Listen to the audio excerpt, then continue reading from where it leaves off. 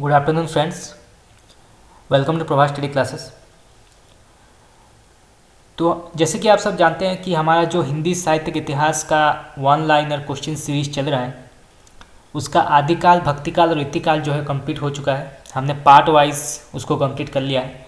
अगर आपने अभी तक नहीं देखा है तो आप जाके प्लेलिस्ट में देख सकते हैं। हिंदी साहित्य एमसीक्यू के नाम से एक प्लेलिस्ट आपको मिल जाएगा, आप वहाँ पे चेक कर सकते हैं। बहुत ही महत्वपूर्ण और इम्पोर्टेंट क्वेश्चन आंसर जो है हमने डिस्कस किए हैं इन सभी कालों के। और हमारा जो ये आधुनिक काल चल रहा है उसका भारतेंदु युग जो है वो कंप्लीट हो चुका है और द्विवेदी युग चल रहा है। और भारतेंदु युग पे भी हमने बहुत ही महत्वपूर्ण क्वेश्चन आंसर जो है वो डिस्कस किए हैं, जो आपके एग्जाम के पॉइंट ऑफ व्यू बहुत ही महत्वपूर्ण होंगे। तो अब तक जो है हमने मैथिली शरण गुप्त के बारे में पढ़ा था। आज हम और क्वेश्चन आंसर्स पढ़ेंगे द्विवेदी युग के। तो चलिए शुरू करते हैं।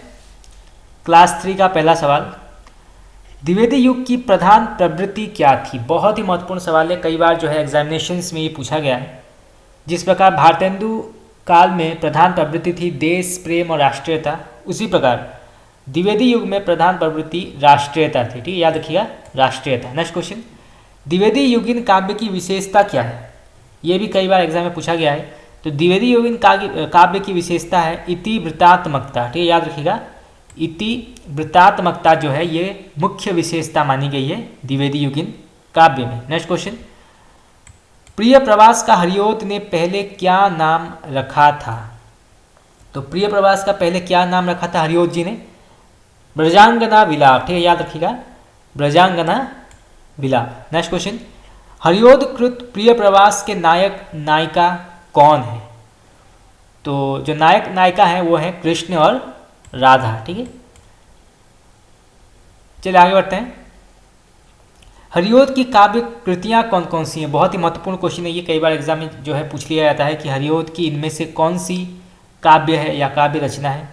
तो पढ़ते हैं कौन कौन सी रचना है। पहला आता है रसिक रहस्य, लिखा गया था इसे 1899 में। ठीक है, याद रखिएगा, 1899 में लिखा गया था।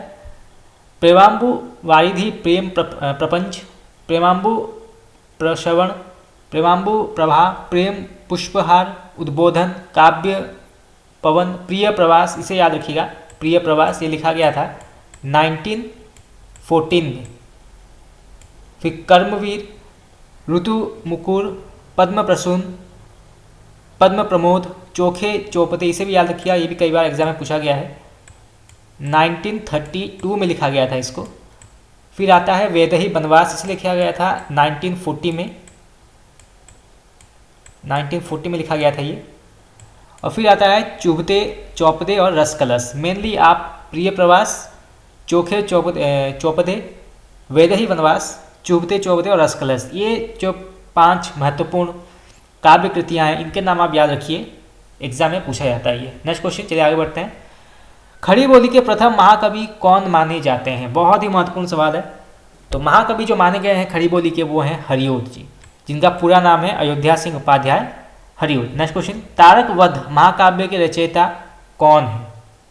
तो तारक वध महाकाव्य के रचयिता है गिरिजादत्त शुक्ल। ठीक है, याद रखिएगा, गिरिजादत्त शुक्ल। नेक्स्ट क्वेश्चन, हरिओद की बोलचाल एवं मुहावरेदार भाषा में रचित काव्य कृतियाँ कौन सी है? बहुत ही महत्वपूर्ण सवाल है, विशेषता पूछी गई है, हरिओद के लिखने के तरीके के बारे में पूछा गया है। तो बोलचाल और मुहावरेदार भाषा जो है वो चुभते चौपदे में है और चोखे चौपदे में है। ठीक है, चलिए आगे बढ़ते हैं। नेक्स्ट क्वेश्चन, रामेश्वर त्रिपाठी की स्फुट कविताओं का संग्रह कौन सा है? तो वो है मानसी। ठीक है, याद रखिएगा, मानसी। नेक्स्ट क्वेश्चन, सखी वे मुझसे कहकर जाते हैं पंक्ति किसकी है? बहुत ही प्रसिद्ध पंक्ति है और वन लाइनर पंक्ति है, तो बहुत ही महत्वपूर्ण हो जाता है एग्जाम के पॉइंट ऑफ व्यू। तो ये जो है ये मैथिली शरण गुप्त द्वारा यशोधरा से लिया गया है। जब बुद्ध घर छोड़कर चले गए थे तो यशोधरा ने ये कहा था कि सखी वे मुझसे कहकर जाते। बहुत प्रसिद्ध पंक्ति है, एग्जाम में पूछा जाता है। नेक्स्ट क्वेश्चन, साकेत शब्द का अर्थ क्या है? बहुत ही महत्वपूर्ण सवाल है। तो साकेत शब्द का अर्थ है अयोध्या। ठीक है, याद रखिएगा, अयोध्या। नेक्स्ट क्वेश्चन, साकेत महाकाव्य का सर्वाधिक मर्मस्पर्शी अंश कौन सा है? तो सबसे अधिक मर्मस्पर्शी अंश जो है वो है उर्मिला की विरह व्यथा। ठीक, याद रखिएगा, उर्मिला की विरह व्यथा जो है वो सबसे अधिक और सबसे सर्वाधिक मर्मस्पर्शी अंश मानी गई है। नेक्स्ट क्वेश्चन, डॉक्टर नगेंद्र के साकेत को किस प्रकार का काव्य कहा है? बहुत ही महत्वपूर्ण सवाल है, क्योंकि डॉक्टर नगेंद्र एक बहुत ही बड़े आलोचक थे और इतिहासकार थे हिंदी साहित्य के, तो उनका कथन भी बहुत आवश्यक है जानना। तो उन्होंने कहा है साकेत को जीवनवादी काव्य। ठीक है, याद रखिएगा, जीवनवादी काव्य। नेक्स्ट क्वेश्चन, आचार्य शुक्ल ने मैथिली शरण गुप्त को किस प्रकार का कवि कहा है? तो आचार्य शुक्ल ने गुप्त जी को सामंजस्यवादी कवि कहा है। ठीक है, याद रखिएगा, सामंजस्यवादी कवि। मान लीजिए कि क्वेश्चन आ जाता है कि निम्न में से किस इतिहासकार ने मैथिली शरण गुप्त जी को सामंजस्यवादी कवि कहा है? और ऑप्शन में अगर नगेंद्र है, शुक्ल है, तो आपको शुक्ल को टिक करना है। चलिए आगे बढ़ते हैं। नेक्स्ट क्वेश्चन, द्विवेदी युग का कौन कवि ब्रज कोकिल कहलाता था? बहुत इंपॉर्टेंट सवाल है ये, कई बार एग्जाम में पूछा गया है। तो ब्रज कोकिल कहलाते हैं सत्यनारायण कविरत्न। ठीक, याद रखिएगा, सत्यनारायण कविरत्न। नेक्स्ट क्वेश्चन, साकेत के अनुकरण पर रचित ग्रंथ साकेत संत के रचयिता कौन है? तो साकेत संत के रचयिता हैं बलदेव प्रसाद मिश्र। ठीक है, याद रखिएगा, बलदेव प्रसाद मिश्र। नेक्स्ट क्वेश्चन, अधिकांश विद्वानों ने साकेत को महाकाव्य न मानकर उसे क्या माना है? बहुत ही महत्वपूर्ण सवाल है, क्योंकि बहुत सारे विद्वानों ने जो है साकेत को एक महाकाव्य न मानकर जो है इसे एक एकार्थ काव्य माना है। ठीक है, याद रखिएगा, एकार्थ काव्य। चलिए आगे बढ़ते हैं। खड़ी बोली और ब्रज भाषा के परस्पर द्वंद्व में ब्रज भाषा के समर्थक एक व्यक्ति ने धृष्ट आलोचक का उपनाम धारण कर आचार्य महावीर प्रसाद द्विवेदी की किस पुस्तक की बहुत ही गंदी आलोचना की थी? वो है कविता कलाप। ठीक है, याद रखिएगा, कविता कलाप। नेक्स्ट क्वेश्चन, दैत्यवंश और रावण किसका महाकाव्य है? तो दैत्यवंश रावण जो है ये हरदयालु सिंह ने लिखा है। ठीक है, याद रखिएगा, हरदयालु सिंह जी ने लिखा है ये। नेक्स्ट क्वेश्चन, गद्य पद्य की भाषा के संदर्भ में महावीर प्रसाद द्विवेदी सिद्धांतः किससे प्रभावित थे? तो गद्य पद्य की भाषा के संदर्भ में महावीर प्रसाद द्विवेदी सिद्धांतः किससे प्रभावित थे? तो वो वर्ड्सवर्थ से प्रभावित थे। ठीक है, याद रखिएगा, वर्ड्सवर्थ। चलिए आगे बढ़ते हैं।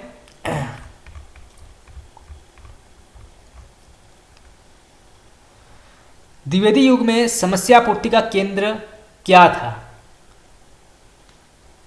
तो समस्या पूर्ति का जो केंद्र था वो था कानपुर। ठीक है, याद रखिएगा, कानपुर। नेक्स्ट क्वेश्चन, मैथिली शरण गुप्त की किस काव्य कृति में जोधपुर के एक राजपूत सरदार की 3 पीढ़ियों तक चलने वाली कथा का वर्णन है?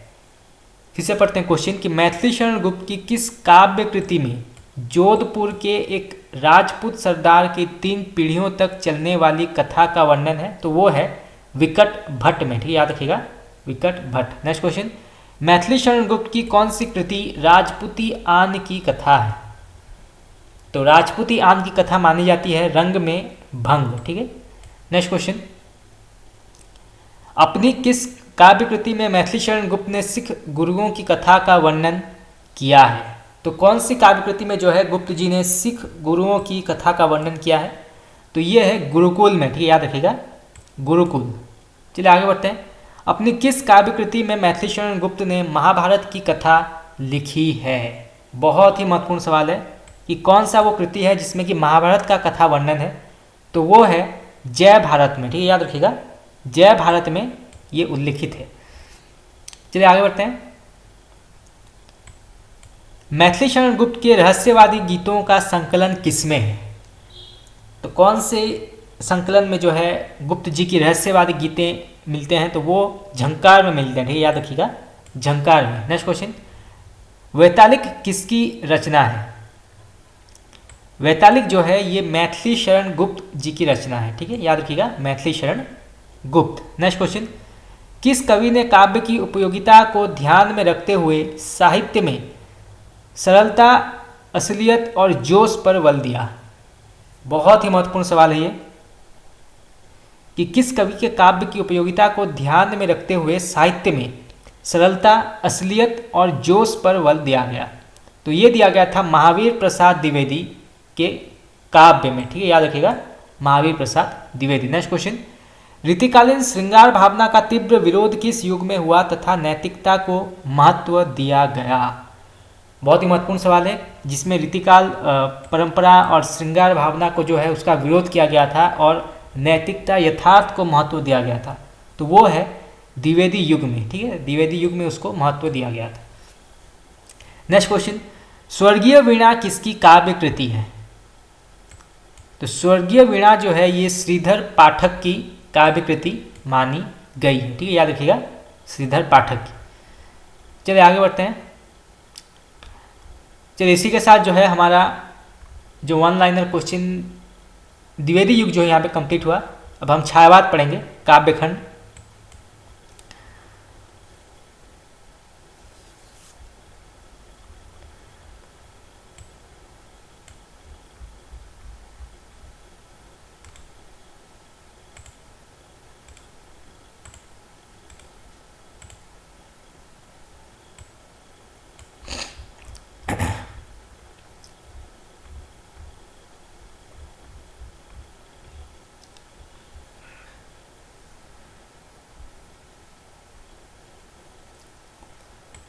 चलिए आगे बढ़ते हैं।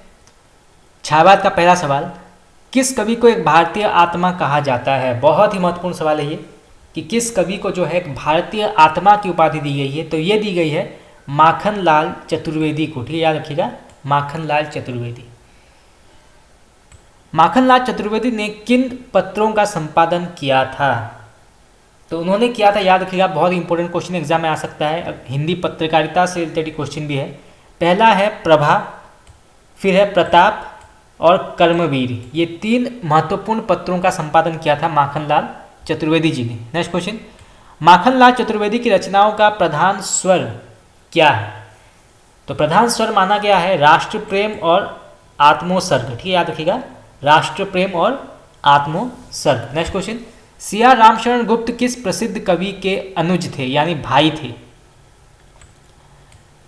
तो ये थे मैथिली शरण गुप्त जी के, ठीक है, याद रखिएगा, मैथिली शरण गुप्त जी के भाई थे। नेक्स्ट क्वेश्चन, सिया रामशरण गुप्त की पहली रचना कब प्रकाशित हुई थी? बहुत ही महत्वपूर्ण सवाल है। तो ये प्रकाशित हुई थी 1910 में, 1910, ठीक है, याद रखिएगा, 1910 में इंदू में प्रकाशित हुई थी, इंदू पत्रिका, इंदू पत्रिका में ये प्रकाशित हुई थी। नेक्स्ट क्वेश्चन, बालकृष्ण शर्मा का पहला काव्य संग्रह कौन सा है? एक और महत्वपूर्ण सवाल है ये। तो इनका पहला काव्य संग्रह है वो है कुमकुम, जो कि 1939 में प्रकाशित हुई थी, ठीक है, 1939 में। चलिए आगे बढ़ते हैं। प्रसिद्ध कविता झांसी की रानी किसकी रचना है? आपने अवश्य पढ़ा होगा झांसी की रानी कविता। तो ये जो है ये सुभद्रा कुमारी चौहान ने लिखा था, ठीक है, सुभद्रा कुमारी चौहान जी ने लिखा था झांसी की रानी, बहुत ही प्रसिद्ध कविता है। चलिए आगे बढ़ते हैं। कैदी और कोकिला शीर्षक कविता किसकी है? तो ये जो है ये माखनलाल चतुर्वेदी जी की रचना मानी गई है, ठीक है।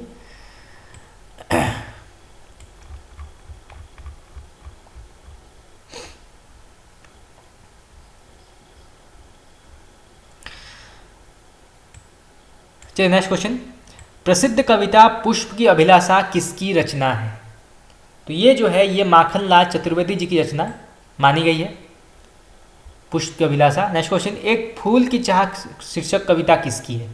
तो ये जो है ये सिया रामशरण गुप्त जी ने लिखा है। नेक्स्ट क्वेश्चन,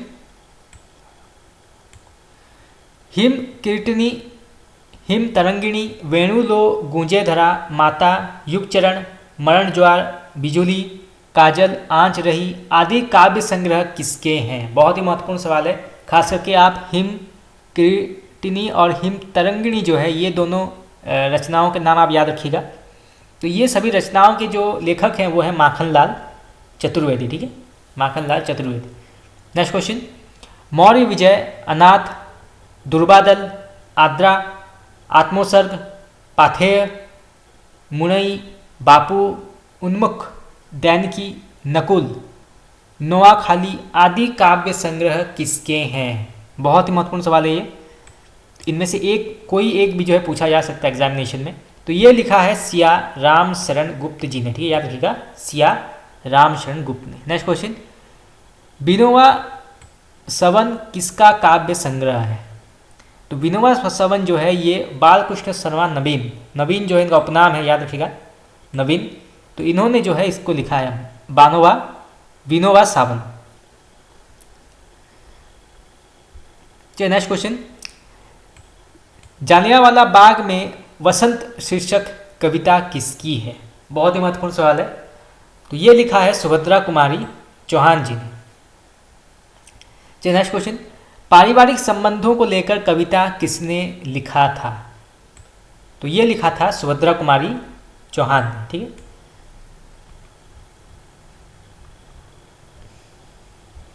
चलिए नेक्स्ट क्वेश्चन, सुभद्रा कुमारी चौहान की कविताओं का प्रमुख वर्ण्य विषय क्या है?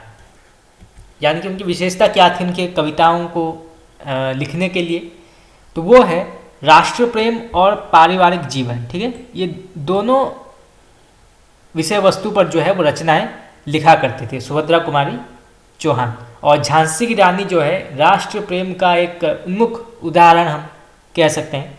चलिए नेक्स्ट क्वेश्चन, प्रसिद्ध राष्ट्रगान झंडा ऊंचा रहे हमारा जो लिखा गया था 1924 में, ठीक है, डेट आप याद रखिएगा, 1924 में लिखा गया था ये, कि रचयिता कौन है? बहुत ही महत्वपूर्ण सवाल है।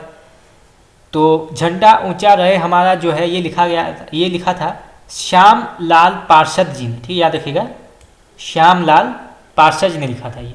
चलिए नेक्स्ट क्वेश्चन, झंडा ऊंचा रहे हमारा पहली बार कब गाया गया था? बहुत ही महत्वपूर्ण सवाल है।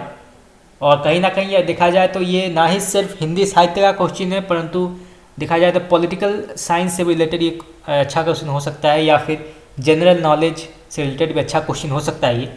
तो झंडा ऊंचा रहे हमारा जो है ये गाया गया था पहली बार 1925 में, ठीक है, 1925 में कानपुर कांग्रेस के समय ध्वजोत्तोलन पर जो है ये गाया गया था। चलिए नेक्स्ट क्वेश्चन, झंडा ऊंचा रहे हमारा को काट छांट कर संपादित किसने किया था? यानी कि एडिट किसने किया था, उसको सजाया किसने था? बहुत ही महत्वपूर्ण सवाल यहाँ से भी आ सकता है। तो ये किया था पुरुषोत्तम दास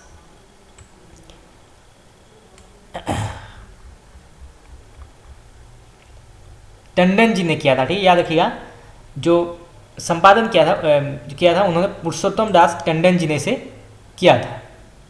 चलिए आगे बढ़ते हैं।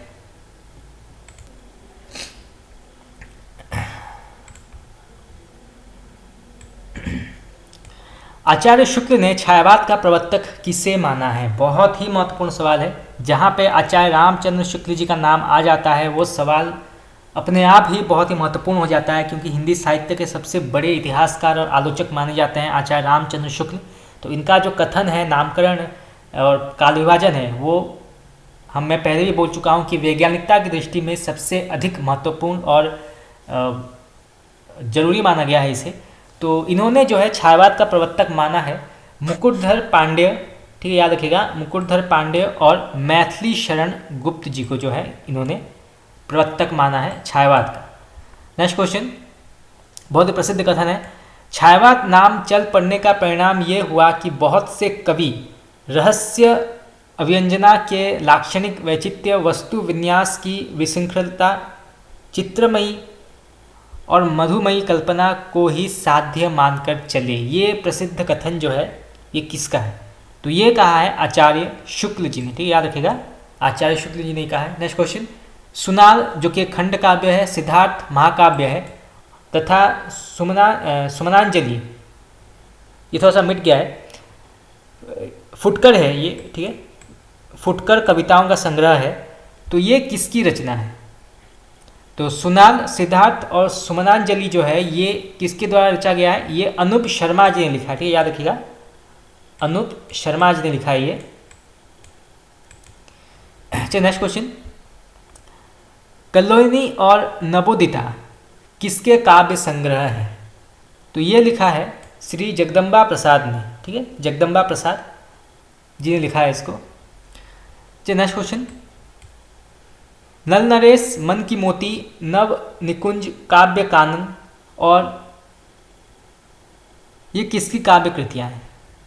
तो नल नरेश, मन की मोती, नव निकुंज, काव्य कानन, ये किसने लिखा है? तो ये लिखा है पुरोहित प्रताप नारायण ने, ठीक है, याद रखिएगा, पुरोहित प्रताप नारायण। नेक्स्ट क्वेश्चन, तेतरा के दो वीर किसके काव्य कृतियाँ हैं? तो ये लिखा है श्याम नारायण पांडेय ने, ठीक है, याद रखिएगा, श्याम नारायण पांडेय लिखा है इसको। नेक्स्ट क्वेश्चन, बहुत ही प्रसिद्ध कथन है, इसको पढ़ते हैं, प्रसिद्ध पंक्ति है, धूल की ढेरी में अनजान छिपे हैं मेरे मधुमेह गान। कई बार एग्जाम में ये पूछा गया है, जैसे कि मैच द फॉलोइंग क्वेश्चन में ये पूछा जाता है। तो ये कहा है पंत जी ने, ठीक है, सुमित्रानंद पंत जी ने ये पंक्ति कही है, तो इसको जो है आप नोट कर लीजिए। और क्योंकि ये एक वन लाइनर पंक्ति है तो एग्जाम में पूछे जाने के चांसेस जो हैं बहुत बढ़ जाते हैं। चलिए आगे बढ़ते हैं, नेक्स्ट क्वेश्चन, प्रेम और मस्ती की काव्यधारा के प्रमुख कवि कौन थे? तो उनके नाम क्या क्या हैं? पहले आते हैं भगवती चरण वर्मा, हरिवंश राय बच्चन, नरेंद्र शर्मा, रामेश्वर शुक्ल अंचल, गोपाल सिंह नेपाली, हृदय नारायण हृदयकेश, हरिकृष्ण प्रेमी और बाल कृष्ण शर्मा नवीन जो हैं ये प्रमुख प्रेम और मस्ती के काव्यधारा के प्रमुख कवि माने गए हैं। देखिए, मान लीजिए कि अगर क्वेश्चन आ जाता है कि प्रेम और मस्ती की काव्यधारा के कवि निम्न में से कौन नहीं है, और अगर या फिर कौन इनमें से कौन वो प्रमुख कवि हैं जो कि प्रेम और मस्ती के काव्यधारा के कवि माने जाते हैं, और अगर उसमें हरिकृष्ण प्रेमी जी का नाम है तो आप उसको टिक कीजिएगा, या फिर अगर नरेंद्र शर्मा जी का नाम है तो उसको टिक कीजिएगा, या फिर अगर गोपाल सिंह नेपाली जी का नाम है तो उसको टिक कीजिएगा, ठीक है। तो आप पूरा जो ये लिस्ट है नामों का, इसको आप नोट कर लीजिए कॉपी में। चलिए नेक्स्ट क्वेश्चन, एक और प्रसिद्ध पंक्ति पढ़ते हैं, हम दीवानों की क्या हस्ती हैं आज यहाँ कल वहाँ चले। ये क्वेश्चन नेट में आया था, ये पंक्ति ये किसने कहा है? तो ये कहा है भगवती चरण वर्मा ने, ठीक है, याद रखिएगा, भगवती चरण वर्मा ने ये कहा है। और इनका जो समय है वो माना गया है 1903 से 1981, ठीक है, याद रखिएगा, 1903 से 1981 जो है इनका समय माना गया है। बहुत ही प्रसिद्ध पंक्ति है ये, तो इसको आप नोट कर लीजिए कॉपी में। चलिए नेक्स्ट क्वेश्चन, मधुशाला, मधुबाला, मधुकलश किसकी काव्य कृति है? आपने अवश्य इसे पढ़ा होगा। तो ये जो है ये लिखा था हरिवंश राय बच्चन जी ने, ठीक है, याद रखिएगा, हरिवंश राय बच्चन जी ने लिखा था ये। और इनका समय जो है, इनका जन्म माना गया है 1907 में, ठीक है, याद रखिएगा, 1907 में जो है इनका जन्म माना गया है। नेक्स्ट क्वेश्चन, शूल फूल, कर्ण फूल, प्रभात फेरी जो लिखा गया था, प्रभात फेरी लिखा गया था 1938 में। और प्रभात फेरी जो है ये भी नेट में आया था ये क्वेश्चन। प्रवास के गीत आदि रचनाओं जो है किसने लिखा है? तो ये लिखा है नरेंद्र शर्मा ने, ठीक है, याद रखिएगा, नरेंद्र शर्मा। इनका समय माना गया है 1913 से 1989, ठीक है, याद रखिएगा, 1913 से 1989 जो है इनका समय माना गया है। नेक्स्ट क्वेश्चन, गोपाल सिंह नेपाली का प्रथम काव्य संग्रह कौन सा है? एक और महत्वपूर्ण सवाल है, क्योंकि प्रेम और मस्ती के कवि माने जाते हैं। तो गोपाल सिंह नेपाली जो है इनका प्रथम काव्य संग्रह है उमंग, ठीक है, याद रखिएगा, उमंग। और उमंग का समय है वो है 1934 में लिखा गया था इसको, ठीक है, 1934 में। नेक्स्ट क्वेश्चन, नरेंद्र शर्मा का सर्वाधिक लोकप्रिय काव्य संग्रह कौन सा है? तो इनका जो सर्वाधिक लोकप्रिय काव्य संग्रह है वो है प्रवास के गीत, ठीक है, प्रवास के गीत। इसको आप नोट कर लीजिए, एग्जाम में आ सकता है।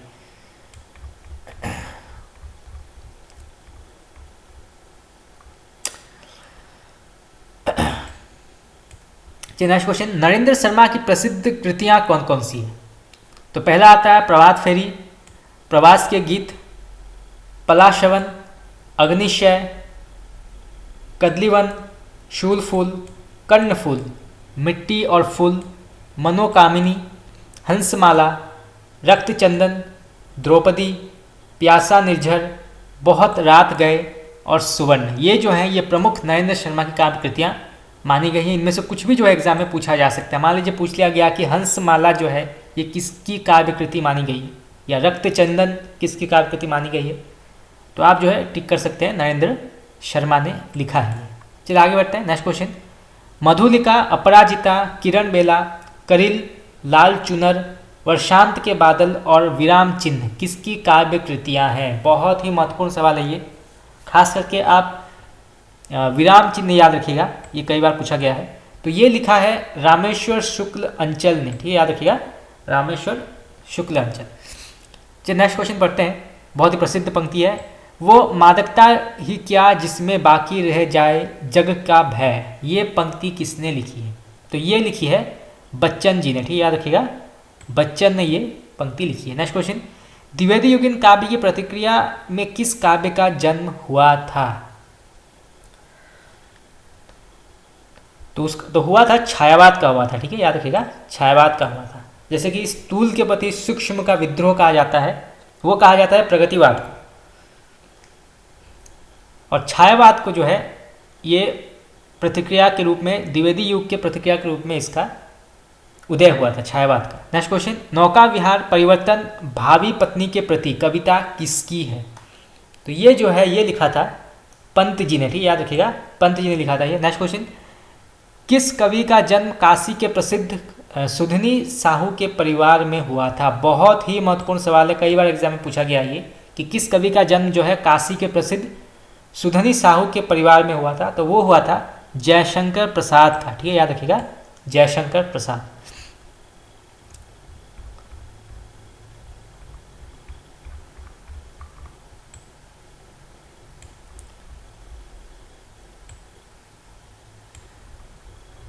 यहाँ में बहुत सारी टेबल दी गई है, उसको मैं स्किप कर रहा हूँ, उसको हम बाद में पढ़ेंगे।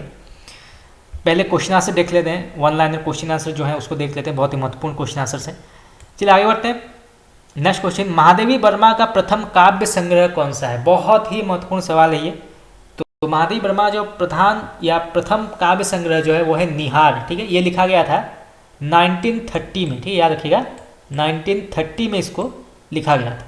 नेक्स्ट क्वेश्चन, यामा में महादेवी वर्मा की कितनी काव्य कृतियों की कविताओं का एक साथ संकलन हुआ था? बहुत ही महत्वपूर्ण सवाल फिर से आ गया कि जो यामा निकला था, यामा जब प्रकाशित हुई थी तो उसमें कितने काव्य कृतियों का संकलन उसमें हम देख सकते हैं। तो कुल मिलाकर 4 काव्य कृतियाँ यामा में हम देखने को मिलता है हमें। पहला है निहार, फिर रश्मि, निर्जा और सांध्य गीत। ये 4 प्रमुख नाम आप नोट कर लीजिए कॉपी में, एग्जाम के पॉइंट ऑफ व्यू बहुत ही महत्वपूर्ण है। तो 4 काव्य कृतियाँ जो है यामा संकलन में मिलता है। नेक्स्ट क्वेश्चन, किस कवि में महादेवी के समस्त काव्य से उन्हीं द्वारा चुनी गई कविताएं संकलित हैं? तो फिर से पढ़ते हैं क्वेश्चन कि किस कृति में महादेवी के समस्त काव्य से उन्हीं द्वारा चुनी गई कविताएं संकलित हैं? तो वो हैं आधुनिक कवि महादेवी में, ठीक है, याद रखिएगा, आधुनिक कवि महादेवी में वो संकलित हैं। नेक्स्ट क्वेश्चन, बहुत प्रसिद्ध कथन है, पढ़ते हैं इसको। मुझे दुख के दोनों रूप प्रिय हैं, एक वो जो मनुष्य के संवेदनशील हृदय को सीधे संसार से एक अवच्छिन्न बंधनों में बांध देता है, और दूसरा वो जो काल और सीमा के बंधन में पड़े हुए असीम चेतन को क्रंदन है, असीम चेतन का क्रंदन है। ये प्रसिद्ध कथन किसका है? तो ये महादेवी वर्मा जी ने कहा है, छायावाद से रिलेटेड ये कथन है। और आप सब जानते हैं कि महादेवी वर्मा जो है वो आधुनिक युग की मीरा मानी जाती हैं। तो उन्होंने जो है 2 रूपों का अनुभव किया है, एक है दुख का भी अनुभव किया है और खुशी का भी अनुभव किया है उन्होंने, और उसी को जो है उन्होंने अपने साहित्य में लिखा भी है। तो आधुनिक युग की मीरा मानी जाती है महादेवी वर्मा, उसको भी आप नोट करके रखिए, एग्जाम में आ सकता है। नेक्स्ट क्वेश्चन, एक और प्रसिद्ध कथन है कि इस वेदना को लेकर उन्होंने हृदय की ऐसी अनुभूतियाँ सामने रखी जो लोकोत्तर हैं, कहाँ तक वे वास्तविक अनुभूतियाँ हैं और कहाँ तक अनुभूतियों की रमणीय कल्पना, ये नहीं कहा जा सकता। महादेवी के संदर्भ में ये कथन किसने कहा था? बहुत ही प्रसिद्ध कथन है, तो ये कहा था आचार्य शुक्ल ने, ठीक है, याद रखिएगा, आचार्य शुक्ल ने कहा था ये। नेक्स्ट क्वेश्चन आगे बढ़ते हैं। प्रसिद्ध कथन, प्रसिद्ध पंक्ति है, मिलन का नाम मत लो मैं विरह में चीर हूँ। ये पंक्ति किसने कही है? बहुत ही प्रसिद्ध पंक्ति है और वन लाइनर पंक्ति है, तो एग्जाम के पॉइंट ऑफ व्यू बहुत ही महत्वपूर्ण है। तो ये पंक्ति कही है महादेवी वर्मा जी ने, ठीक है, याद रखिएगा, महादेवी वर्मा जी ने ये कही है। चलिए नेक्स्ट क्वेश्चन, महादेवी का काव्य मूलतः कैसा है? तो महादेवी वर्मा का काव्य जो है मूलतः गीत काव्य है, ठीक है, याद रखिएगा, गीत काव्य है ये। नेक्स्ट क्वेश्चन, मैं कण कण में ढाल रही अली आंसू के मिस प्यार किसी का। ये पंक्ति किसकी है? बहुत ही प्रसिद्ध पंक्ति है और वन लाइनर पंक्ति है। तो ये जो है ये महादेवी वर्मा ने लिखा है। नेक्स्ट क्वेश्चन, छायावादी संस्कार लिए भगवती चरण वर्मा की काव्य कृति कौन सी है? बहुत ही महत्वपूर्ण सवाल है ये।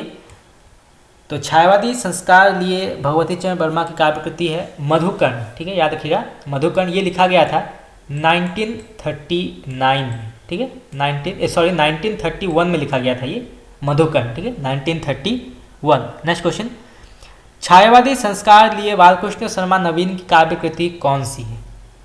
तो उनकी जो काव्य कृति है वो मानी गई है अपलक और काशी। मेनली आप काशी जो है ये याद रखिएगा, ये कई बार एग्जाम में पूछा गया है कि काशी के लेखक कौन है, तो बालकृष्ण शर्मा नवीन इसके लेखक है। नेक्स्ट क्वेश्चन, कामायनी में कितने सर्ग हैं? बहुत ही महत्वपूर्ण सवाल है ये और एग्जाम के पॉइंट ऑफ व्यू और भी ज़्यादा महत्वपूर्ण हो जाता है। कामायनी के सर्ग कितने हैं? तो टोटल जो सर्ग है वो माना गया है 15, ठीक है, याद रखिएगा, 15 सर्ग कामायनी में है। कौन कौन से हैं वो? पहला आता है चिंता, आशा, श्रद्धा, काम, वासना, लज्जा, कर्म, ईर्षा, ईड़ा, स्वप्न, संघर्ष, निर्वेद, दर्शन, रहस्य और आनंद। ये पूरा जो 15 नाम है या 15 शब्द हैं, इसको आप नोट कर लीजिए कॉपी में और इसको ऐसे ही पढ़िए ताकि आपको एग्ज़ाम के पॉइंट ऑफ व्यू जो है एग्ज़ाम में आपको अच्छी तरह से याद रह जाए और आपको आसानी से आप क्वेश्चन का आंसर दे पाएंगे। मान लीजिए कि अगर पूछ लिया गया कि चिंता, आशा, श्रद्धा, काम और वासना जो है उसको आप सजा कर लिखिए या उसका ठीक से आप देखिए सर्ग के हिसाब से, तो आप आसानी से जो है उसको लिख सकते हैं। जैसे कहते हैं चिंता से लेकर आनंद तक का सफ़र जो है कामायनी कहा जाता है, ऐसा कहते हैं। चलिए नेक्स्ट क्वेश्चन, प्रसाद की किस कृति में छायावादी प्रवृत्तियों के दर्शन सबसे पहले होता है? बहुत ही महत्वपूर्ण सवाल है ये। तो ये होता है झरना में, ठीक है, याद रखिएगा, झरना वो कृति है जिसमें कि छायावादी प्रवृत्तियों का दर्शन सबसे पहले मिलता था प्रसाद जी के द्वारा। नेक्स्ट क्वेश्चन, किस कृति की रचना प्रसाद ने पहले ब्रज भाषा में की थी किंतु बाद में उसे खड़ी बोली में रूपांतरित किया था? बहुत ही महत्वपूर्ण सवाल है ये। तो वो क्या था? प्रेम पथिक में, ठीक है, याद रखिएगा, प्रेम पथिक में। नेक्स्ट क्वेश्चन, एक और महत्वपूर्ण पंक्ति है प्रसाद जी की, से पढ़ते हैं, इस करुणा कलित हृदय में अब विकल रागिनी बजती, क्यों हाहाकार स्वरों में वेदना असीम गरजती। ये पंक्ति नेट में पूछा गया था। तो ये जो है ये प्रसाद जी ने लिखा है, जो कि आंसू में हमें पढ़ने को मिलता है। आंसू काव्य कृति में ये संकलित है ये पंक्ति।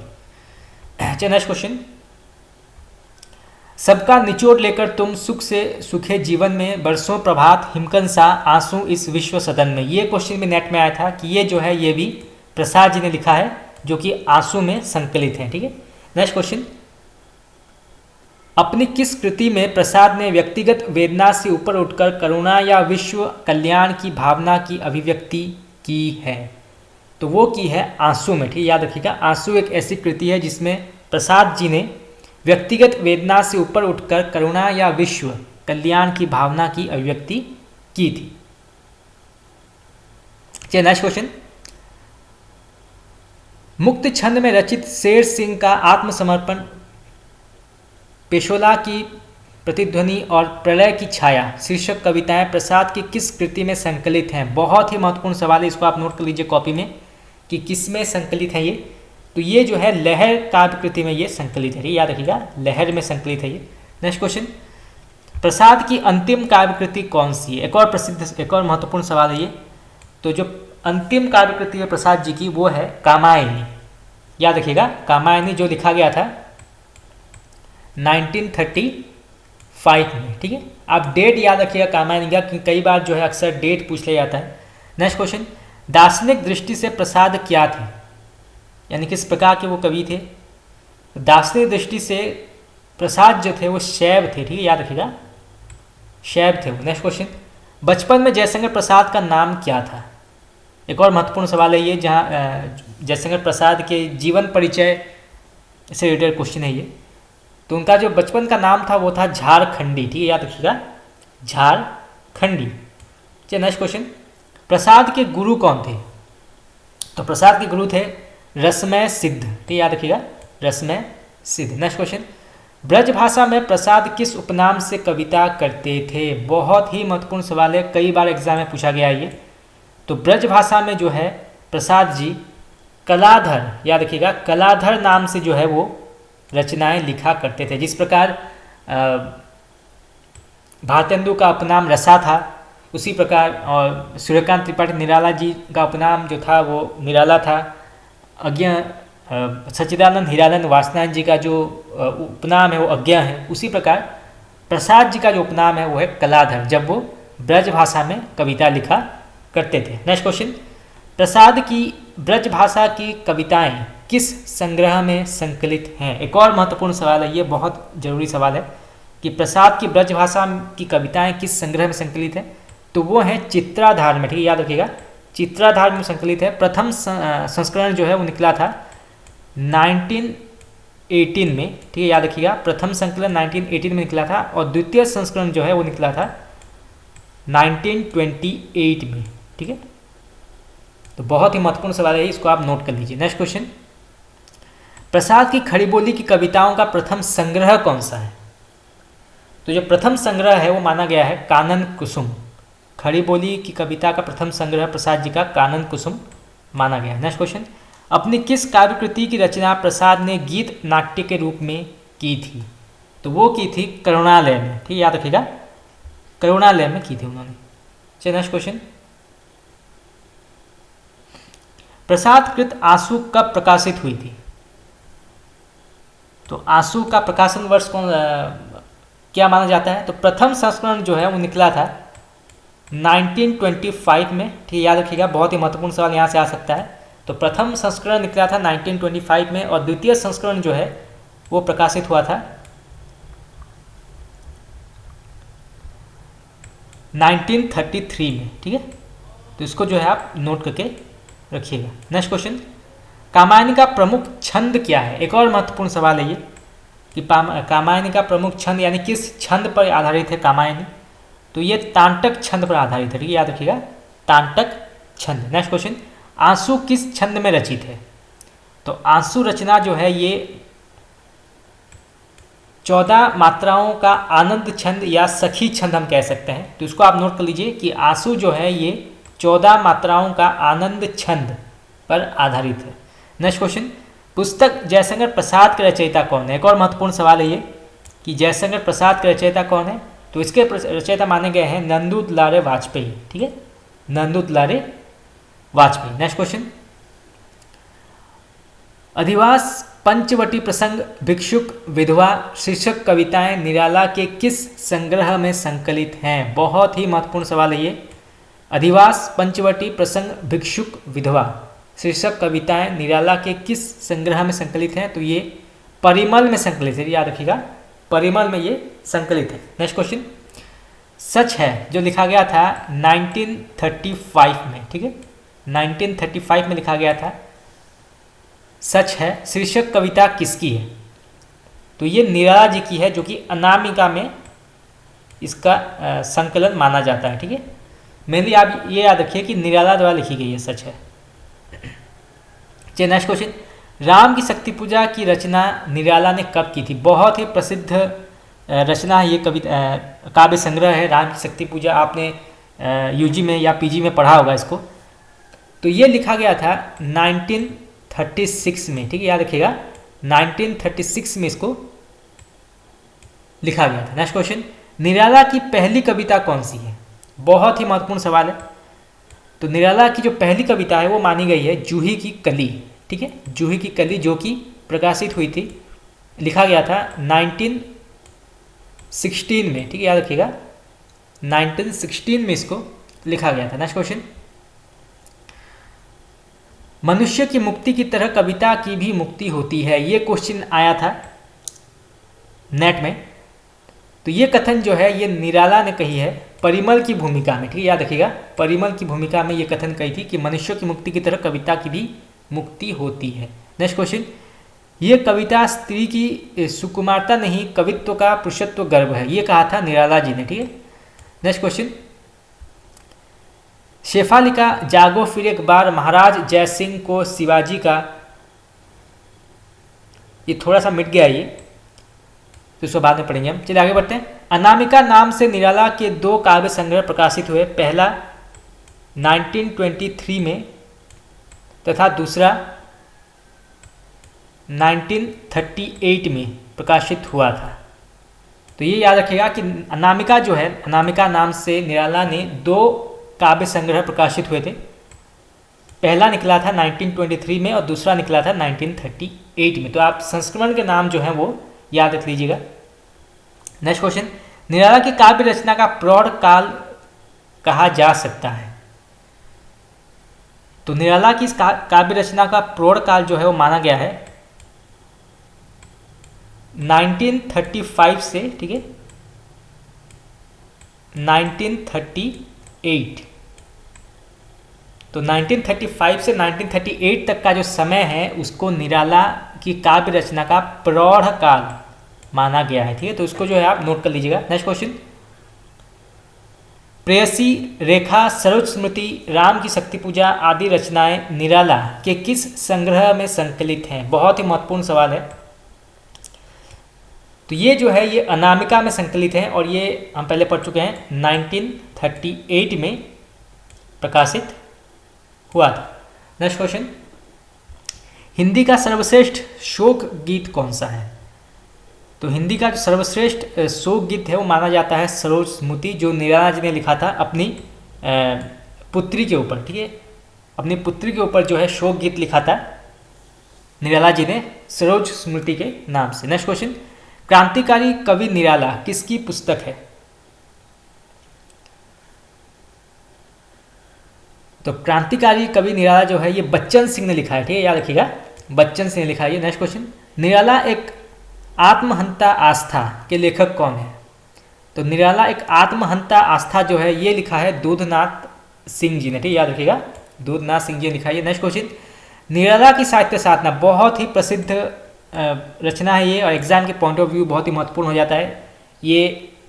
यूजीसी नेट में भी पूछा गया ये क्वेश्चन, निराला की साहित्य साधना 3 खंडों में के लेखक कौन है? तो इसके लेखक हैं रामविलास शर्मा जी। ठीक है, याद रखिएगा रामविलास शर्मा जी। नेक्स्ट क्वेश्चन, कुरमुत्ता, गर्म पकौड़ी, प्रेम संगीत, रानी और कानी, खजोहरा, स्फटिक शिला आदि कविता जो है किसने लिखी है? तो ये लिखी है निराला जी ने। ठीक है, याद रखिएगा निराला जी ने लिखी है ये सारी रचनाएं। चलिए ये पंक्ति पढ़ते हैं, बहुत ही प्रसिद्ध पंक्ति है और ये भी एग्जाम में पूछा गया था, नेट में पूछा गया था ये। छोड़ द्रुमों की मृदु छाया, तोड़ प्रकृति से भी माया, बाले तेरे बाल जाल में कैसे उलझा दूं लोचन, छोड़ अभी से इस जग को। ये पंक्ति किसने लिखी है? ये बहुत ही प्रसिद्ध पंक्ति है, कई बार जो है एग्जामिनेशन में पूछा गया है ये पंक्ति, तो इसको आप नोट कर लीजिए। तो ये जो है ये पंत जी ने लिखा है। ठीक है, याद रखिएगा ये पंत जी ने लिखा है ये क्वेश्चन, ये पंक्ति।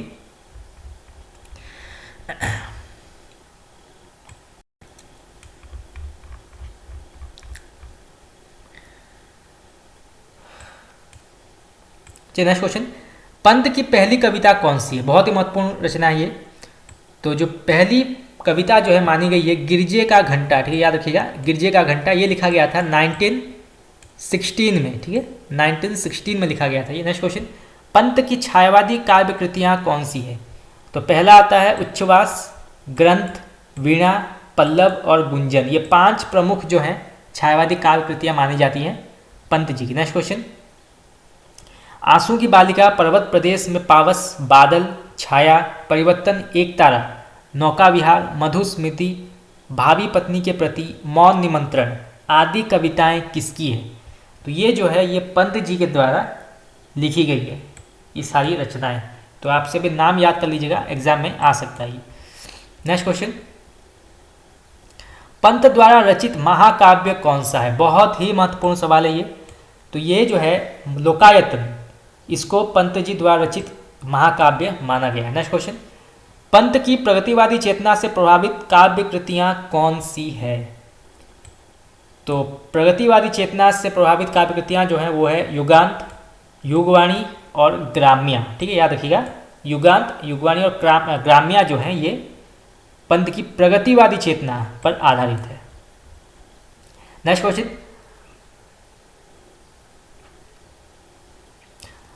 आत्मिका शीर्षक कविता किसकी है? तो ये जो है ये पंत जी ने लिखा है, जो वाणी संकलन की एक प्रमुख कविता है। ठीक है, ये याद रखिएगा। मान लीजिए क्वेश्चन आ जाता है कि आत्मिका जो है ये किस संकलन की एक प्रमुख कविता मानी गई है? तो ये मानी गई है वाणी की। ठीक है, तो ऐसे जो है क्वेश्चन नॉर्मली पूछा जाता है। नेक्स्ट क्वेश्चन, पहले पंत का क्या नाम था या पंत का वास्तविक नाम क्या था?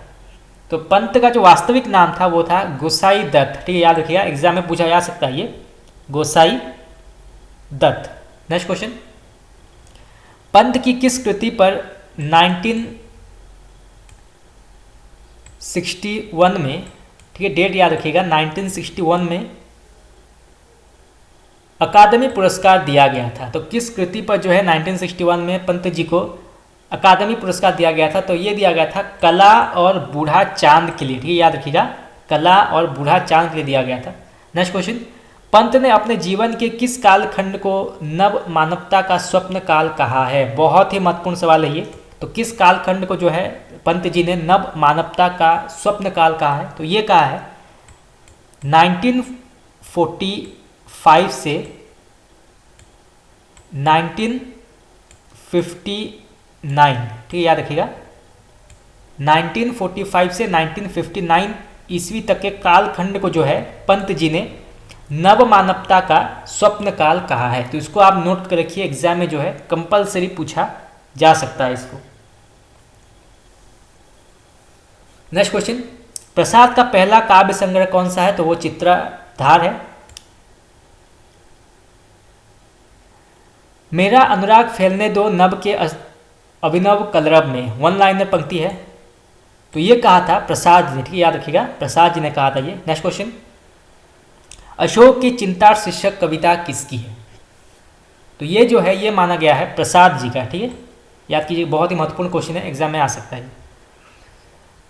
चलिए नेक्स्ट क्वेश्चन, कौन कवि अपने समय में अधिक विवादास्पद रहा किंतु कालांतर में उतना ही अधिक निर्विवाद और सर्वग्राह्य सिद्ध हुआ है? तो वो कौन से कवि है जो अपने समय में सर्वाधिक विवादास्पद रहे थे किंतु कालांतर यानी कि उनके बाद वो सबसे अधिक प्रसिद्ध हुए थे? तो वो हैं सूर्यकांत त्रिपाठी निराला जी। ठीक है, याद रखिएगा, सूर्यकांत त्रिपाठी निराला जी वो कवि हैं। तो फ्रेंड्स आज के लिए इतना ही। आज हमने द्विवेदी युग कंप्लीट कर लिया और छायावाद भी जो है वो स्टार्ट कर लिया है, और बहुत ही महत्वपूर्ण क्वेश्चन आज हमने डिस्कस किए। अभी और क्वेश्चन डिस्कस करना बाकी है छायावाद के, उसके बाद हम प्रगतिवाद, प्रयोगवाद, नई कविता वो भी हम पढ़ेंगे, और उसके बाद हम पाश्चात्य भारतीय काव्यशास्त्र और भी जो महत्वपूर्ण हिंदी साहित्य के MCQs हैं वो भी हम डिस्कस करेंगे। तो आज के लिए इतना ही। आप लोगों को कैसा लगा क्लास आप मुझे बता सकते हैं कमेंट करके। Thank you very much.